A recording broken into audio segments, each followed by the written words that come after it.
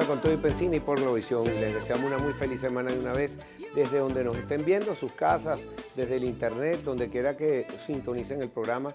Siempre estamos con ustedes, hasta ahora les ofrecemos siempre su cafecito de costumbre, su tecito, me dejan el estrés por fuera y vamos a dedicarnos al programa de hoy. Tenemos invitados muy especiales. Vamos a comenzar con mi profesor, Pedro Palma, profesor mío de Liesa. Hace un pilón de años, vamos a no sacar las cuentas porque mi cédula va a robar. Pero me recuerdo que todos mis profesores en la época de Liesa, todos pasaron a ser parte de lo que fue el gabinete económico prácticamente de la época de CAP II, de Carlos Andrés Pérez II. Lástima que no se pudieron desarrollar todos los programas que tenían para Venezuela, pero bueno, este profesor mío no formó parte de ese gabinete, pero sí con todos sus amigos. Profesor Pedro Palma, él es profesor emérito de Liesa y también con Ecoanalítica, que también tiene un foro en estos días que queremos ayudarlo a promocionar. Es uno de los mejores foros de economía que usted pueda asistir aquí en Venezuela, lo certifico y garantizo. Profesor, muy buenas tardes, ¿cómo estás, Pedro? Buenas tardes, Pedro, un placer y gracias por la invitación. No, gracias por estar con nosotros, sé que estás llegando de viaje, estás fresquito. La última vez que estuviste en este programa, hablabas de la posibilidad de lo que llamas tú o calificas como un tsunami financiero y realmente que el país lo sintió. Lo siente en el bolsillo del venezolano, tanto era así que en esa época la gente hacía cola para comprar productos regulados, hoy en día hacen cola para buscar y hurgar en la basura. Y eso está a la vista de todo el mundo.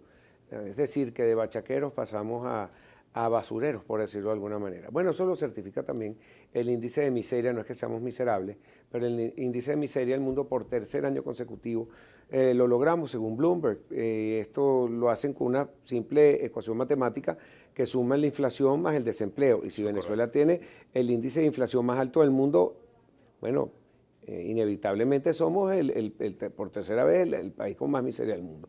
Pero quería que nos dijeras, según tu punto de vista, que tuviste ese tsunami, ahora no sé cómo calificas la etapa que estamos viviendo y qué viene.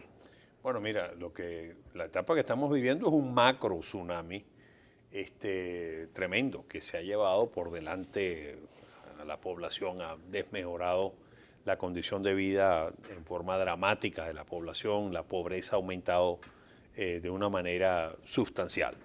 El término del tsunami que yo utilicé desde fines de los años 80, en realidad era una gran ola inflacionaria en los 80, pero después cuando se popularizó el término de tsunami, después del año 2006, que fue el famoso tsunami en el sureste asiático, pues cambié el término al tsunami. Y consiste básicamente en que cuando vienen impactos inflacionarios o la acumulación de un ajuste de precios muy importante, por ejemplo, con el desmantelamiento de los controles de cambio en el año 89 y después en el año 96, cuando tú graficas cómo reaccionan los precios, es como si fuese un enorme tsunami, una enorme ola que se lleva por delante, digamos, a todo el mundo. Y se lleva por delante a todo el mundo porque, en primer término, aniquila la capacidad de compra del ingreso de las personas porque los precios aumentan violentamente, pero los ingresos no lo hacen. Y por lo tanto la capacidad de compra de la población disminuye radicalmente. Esencialmente aumenta la pobreza de una manera desproporcionada, el patrimonio de las personas en bolívares prácticamente desaparece. Entonces eso genera pues una situación de crisis muy profunda. Bueno, en este momento estamos, como ya te digo, en un macro tsunami, porque lo que tenemos es una inflación que olvídate de aquellas inflaciones que generaron esos tsunamis en el pasado. Ahora una inflación muchísimo mayor, una inflación donde mes tras mes estamos teniendo niveles de inflación de 25, 28, 30%. Y eso, por lo tanto, entonces está aniquilando realmente la capacidad de compra, está empobreciendo de una manera dramática a los venezolanos y, por lo tanto, está desmejorando la condición de vida de una manera realmente impresionante. Lo que tú estás teniendo, a su vez, es una situación de escasez dramática. En buena medida, esa inflación se debe a que hay una escasez de productos fundamentales, de productos básicos tremendo.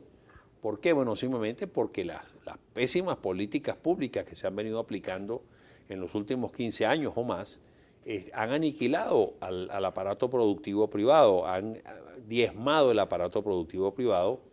Muchas de las empresas privadas han pasado a manos del Estado por expropiaciones y en muchos casos expoliaciones, es decir, simple robo, porque el gobierno se ha apropiado de esas empresas o se ha apropiado de los activos de esas empresas sin pagar un centavo, sin compensar para nada a los propietarios de las empresas. Y esas empresas, cuando pasan a manos del Estado, a ser administradas por el Estado, pasan a producir una fracción de lo que producían en manos privadas porque son manejadas de una manera tremendamente ineficiente. Entonces tú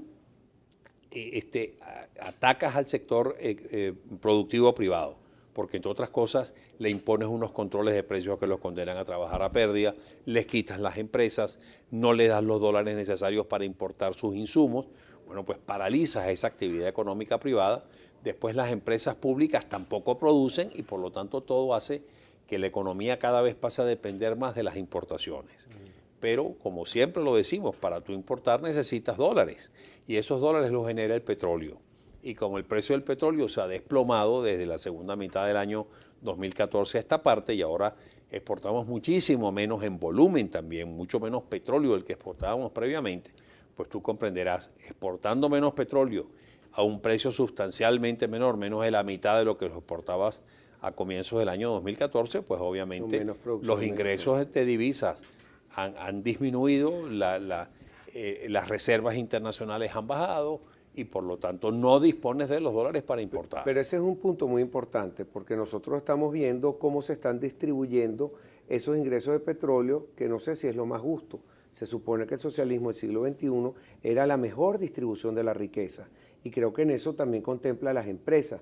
Se está distribuyendo equitativamente entre las empresas, entre los empresarios, se está evaluando la necesidad de algunos rubros en Venezuela que son más necesarios que otros para que esa distribución de esos pocos dólares vayan a donde tengan que ir, sumando a lo que tú estás diciendo, que es muy importante también.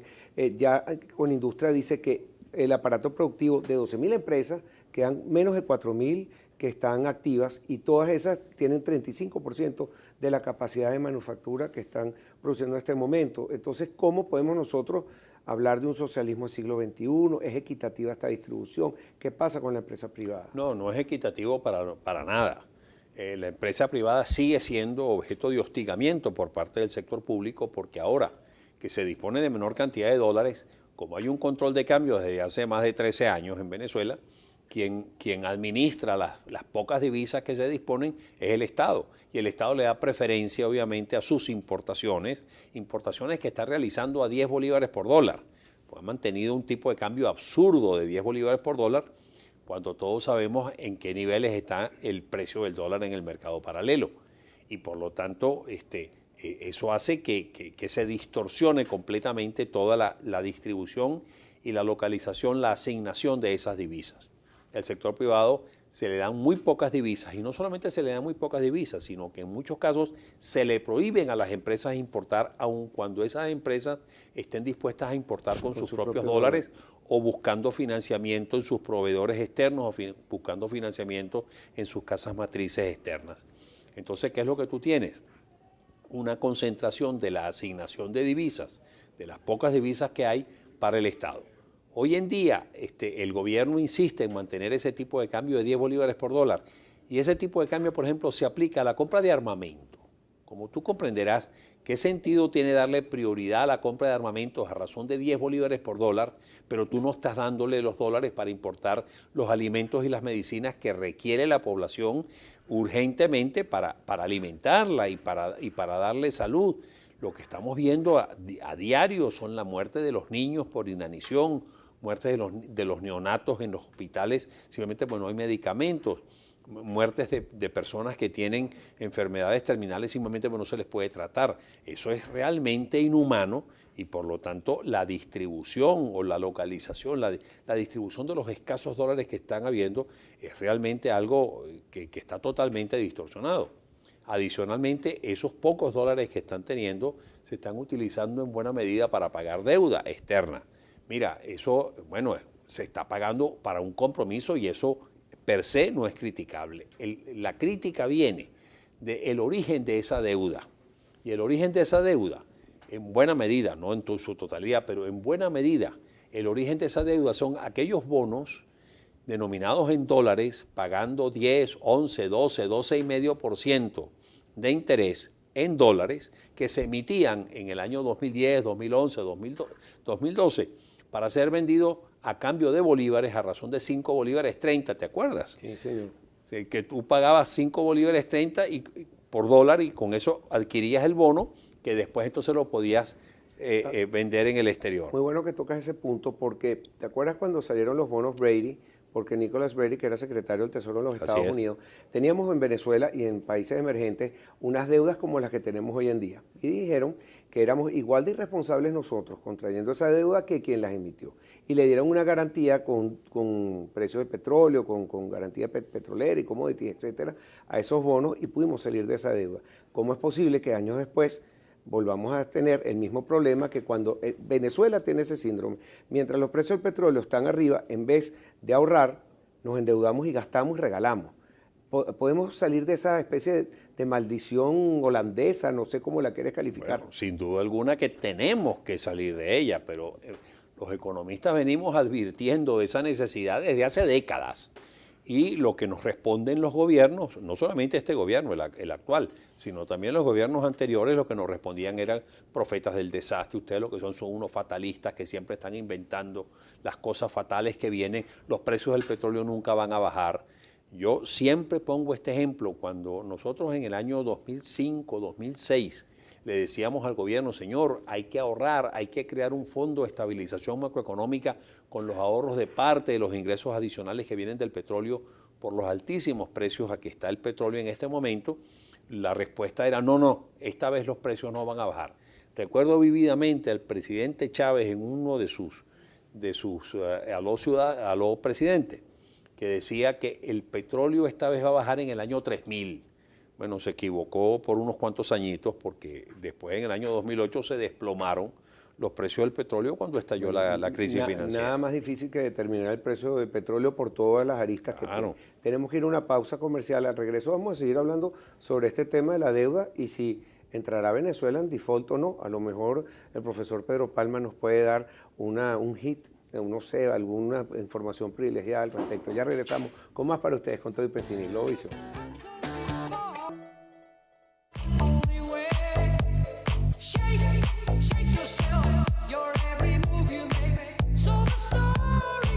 De nuevo con ustedes aquí en Con Todo y Pensini por Globovisión. Bueno, tenemos al profesor Pedro Palma, porque él es también director de Ecoanalítica, y antes de seguir con la entrevista, quería que nos hablaras de este foro tan importante que tienes en estos días en la ciudad de Caracas. Sí, bueno, el 5 de abril vamos a tener en la mañana, a partir de las 8 de la mañana, un foro sobre perspectivas económicas en la Quinta Esmeralda. Ecoanalítica, en este caso, ha invitado, aparte de, digamos, de lo que somos los directores de Ecoanalítica, Alejandro Grisanti, Asdrúbal Olivero y yo específicamente, vamos a hablar en ese foro o en las mesas o en las presentaciones. Y también hemos invitado a personas de altísimo nivel, Luis Pedro España, en fin, personas, Ricardo Penfold y otra serie de profesionales de primer nivel para que conversemos con ellos sobre, bueno, la situación económica venezolana y qué se vislumbra de perspectiva para la economía. Yo creo que va a ser un foro bien interesante, un foro con un formato algo diferente a lo que ha sido tradicional en nuestro foro, y yo creo que va a resultar todo un éxito. O sea, invitamos pues a las personas a que asistan el 5 de abril a partir de las 8 de la mañana en La Esmeralda. Bueno, lo interesante del foro, primero que perspectivas en este momento para el futuro es bastante complicado y se pueden ver escenarios de corto, mediano, pero a largo plazo es bastante difícil por las circunstancias que vivimos.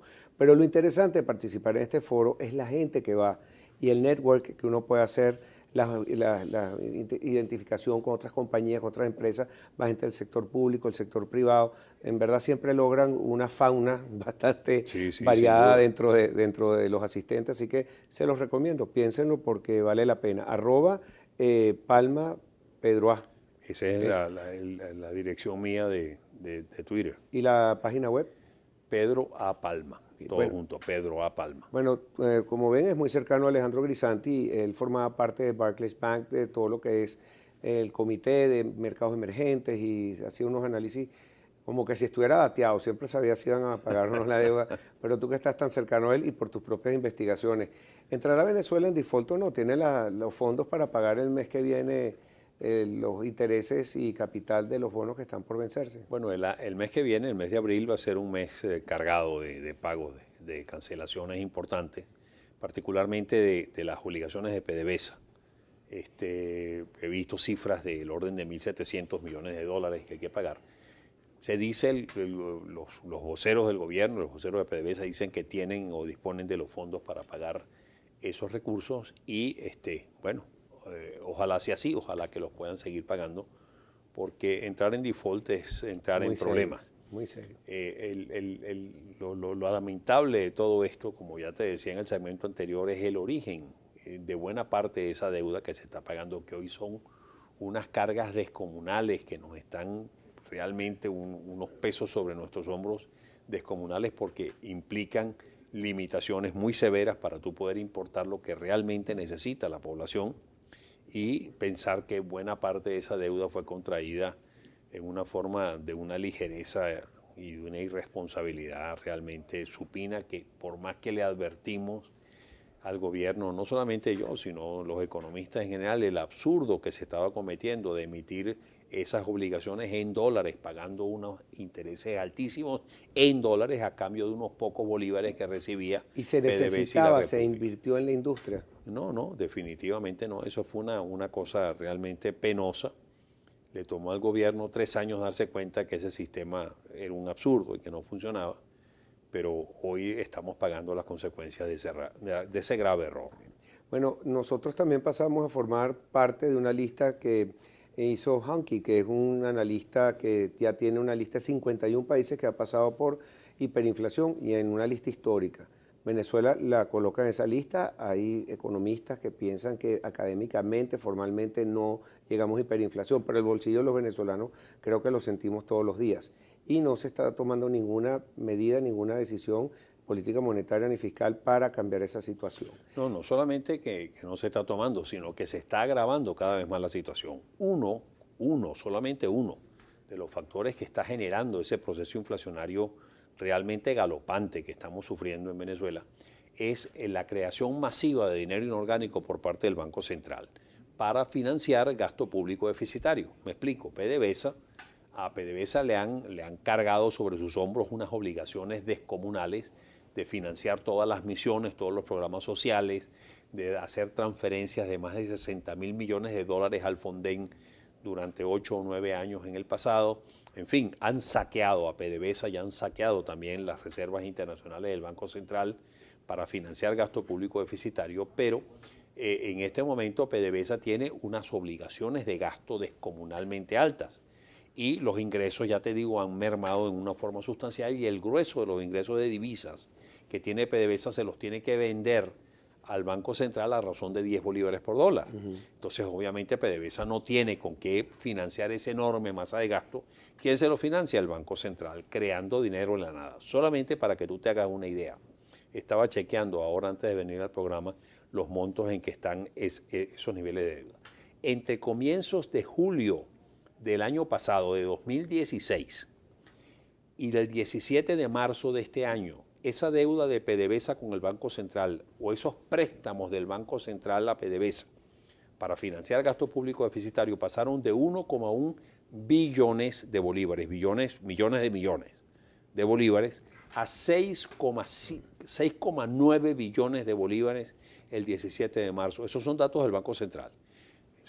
Son una creación masiva de dinero que obviamente está generando una presión inflacionaria, o está contribuyendo a generar una presión inflacionaria muy importante, que se veía agravada, como ya te decía en el segmento anterior, por esa escasez dramática de productos. No se consiguen los productos, y obviamente todo eso hace que los precios tiendan a aumentar en una forma desproporcionadamente alta. Claro, tenía que preguntar también porque la Asamblea Nacional, José Guerra, acaba de empezar a producir sus propios indicadores económicos que por obligación antes los tenía que hacer el Banco Central.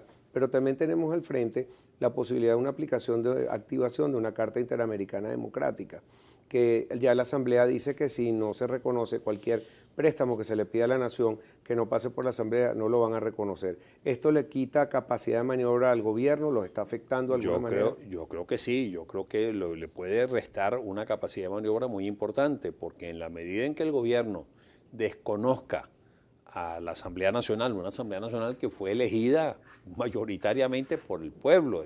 Si hay un poder que es realmente representativo y que tiene legitimidad incuestionable, es la Asamblea Nacional, que fue elegida masivamente por la población. Bueno, eso que está siendo desconocido hoy por el gobierno, que no han podido prácticamente pasar ninguna ley porque se las bloquea el Tribunal Supremo de Justicia a través de lo que yo he dado por llamar golpes constitucionales, pues esos son golpes de Estado realmente, que sin justificación ninguna, sin un basamento jurídico, le bloquean actividades a la Asamblea Nacional. Pero no hay que olvidar que constitucionalmente los préstamos a la nación tienen que ser previamente aprobados por la Asamblea Nacional. Y lo que le está transmitiendo la Asamblea a los potenciales prestamistas es: usted, si le presta a la República, si le presta a PDVSA, si le presta al sector público, sin contar con la aprobación previa de la Asamblea Nacional, esa es una deuda que no va a ser reconocida en el futuro y por lo tanto usted corre el riesgo de que simplemente no se le pague.